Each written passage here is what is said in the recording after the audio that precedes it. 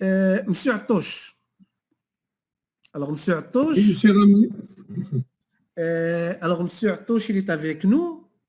Monsieur Artoche, c'est alors une petite présentation. C'est un professeur d'enseignement supérieur en économie et management, président du Forum des économistes marocains. C'est une grande responsabilité, c'est Artoche, hein, d'accord? Oui. Et vous êtes membre, et peut-être c'est ça ce qui m'intéresse un peu le plus, vous êtes membre du collège scientifique du réseau marocain de l'économie sociale et solidaire. Alors, ma question, c'est Artoche, c'est la société civile.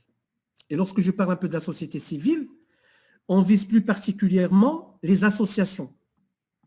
Alors, bien sûr, avec cette pandémie de Covid-19, nous avons vu, soit via les réseaux sociaux, via la presse, etc., que peut-être il y avait franchement un engagement très sérieux de la part d'un certain nombre des associations. Alors, M. Artoche, en tant que spécialiste dans l'économie solidaire et sociale, est-ce que vous êtes satisfait de la contribution de la société civile dans cette pandémie Covid-19? Vous avez la parole à Seychelles. Ok, merci cher ami Mohamed Belfhaili. Je suis ravi d'être parmi ce parterre d'experts et déjà également de praticiens en médecine, et ça me rappelle un peu le 3e siècle Hégire avec l'interdisciplinarité et l'esprit encyclopédique en réalité, et qu'il n'y a pas de cloisonnement des sciences entre elles, ni également cloisonnement, je dirais, de discipline. Ça, c'est un premier élément. Maintenant, parler de satisfaction, ça me paraîtrait un peu trop dit en réalité, parce que exprimer satisfaction, insatisfaction, ça nécessite toute une enquête terrain et une connaissance du corps associatif dont on dispose.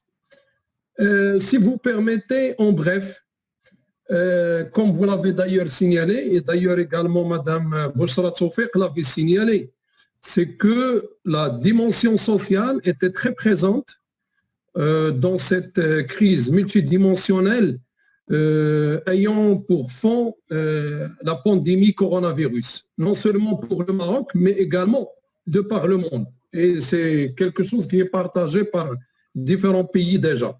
Et avec menace déjà d'une deuxième vague, espérons qu'elle ne sera pas aussi virulente, bien que les scientifiques maintenant nous précisent qu'il faut s'y attendre quand même. Oui. Bon, bref, si vous permettez, dans votre question, j'aimerais bien parler de 3 sous-éléments. Un premier sous-élément, c'est qu'il faut comprendre tout d'abord de quel tissu associatif nous parlons. Et je ne vais pas entrer dans les statistiques, parce que quand on parle de statistiques, on a beaucoup de chiffres qui véhiculent, mais qui ne sont pas tout à fait exacts, je ne dirais pas exacts, mais tout à fait, disons, rapprochés. On a parfois des chiffres de 116 000, des chiffres de 150 000, certains parlent même que nous avons quelque chose comme 200 000 en comptant les amicales et toutes les associations type informel, disons, type informel.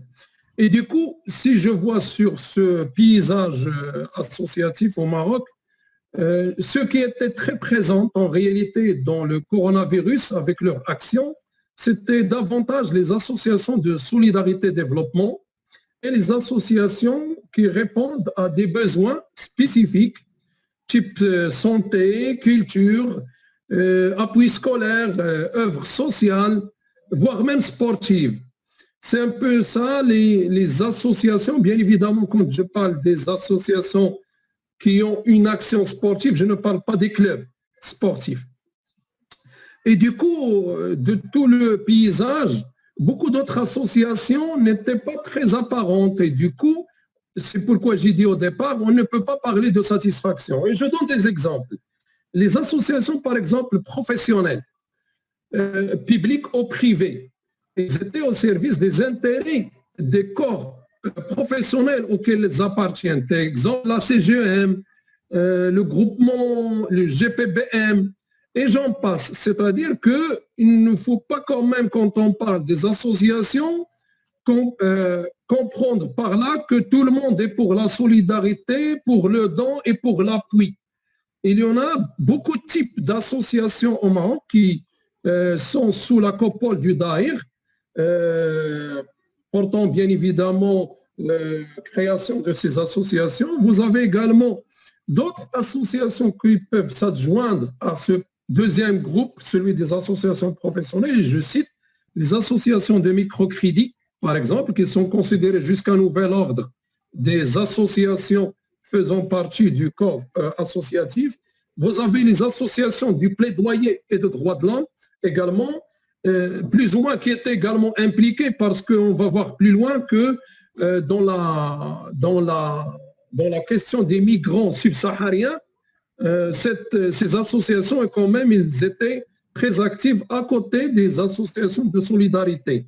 Et vous avez également les associations de gestion des centres, par exemple, les centres d'Art Taliba, à titre d'exemple. Et parmi toutes ces associations, il y en a certaines qui ont un statut assez particulier, celui de l'utilité publique. Alors que, à mon sens, moi, toutes les associations, a priori, d'après les grands principes de l'économie sociale et solidaire, puisque les associations, c'est la première composante en réalité de l'économie sociale et solidaire, et la deuxième, c'est les coopératives. Et la troisième, c'est les mutuelles. Et donc, si les associations occupent la première place du podium de l'économie sociale et solidaire, cela signifie que toutes elles sont pour utilité publique, soit au service de leurs adhérents, soit au service de la société. Et du coup, c'est l'un des éléments sur lesquels peut-être je reviendrai par la suite si j'ai l'occasion d'y revenir en un deuxième tour. C'est la question de l'utilité publique qui doit devenir un dénominateur commun de toute association qui n'est pas coquille vide, que toute association qui se respecte, qui est créée dans les règles de l'art juridique, doit être considérée, à mon sens, par la force de la loi et par la force des principes de l'économie sociale et solidaire comme d'utilité publique. Maintenant, si vous permettez, quelle était la riposte associative face à Covid-19? Elle était multidimensionnelle et multi-axiale. Un, c'était les aides solidaires, y compris au moment de Ramadan. Khofat Ramadan, par exemple, elles étaient très présentes, surtout cette année-là. Elles étaient présentes les années précédentes, mais cette année-là, avec plus de force, avec le confinement, les gens ont devaient leur faire parvenir cette aide jusqu'à leur maison, ce qui n'était pas la même chose que pour les années d'avant, où les gens se déplaçaient pour avoir ces aides. Deuxième chose, c'est l'un des dossiers qui me paraît très centraux, c'était le dossier de la gestion des gens en situation sans domicile fixe, les SDF. J'espère en réalité que cette expérience qui a commencé continue dans le temps. Et par la suite, on peut parler des mécanismes de sa continuité. Mais c'était un acte citoyen mené par les associations en collaboration, bien évidemment, avec les autorités et les collectivités territoriales, pour ne pas nier le rôle de l'État sous ses différentes ramifications. Autre chose qui était très importante, c'est la gestion de la situation de plusieurs familles subsahariennes. Bien évidemment, je n'ai pas voulu ici citer des exemples pour ne pas faire, je suis avec moi, M. Hicham Belmate, qui est le maître marketing, pour ne pas faire de publicité, en quelque sorte, d'une association ou d'une autre. Je n'ai pas voulu citer des cas, mais ils étaient présents également sur cet axe qui était très important. Dernier élément de riposte associative qui était très important, c'était celui de la sensibilisation à la distanciation, soit d'une manière digitale, soit d'une manière itinérante.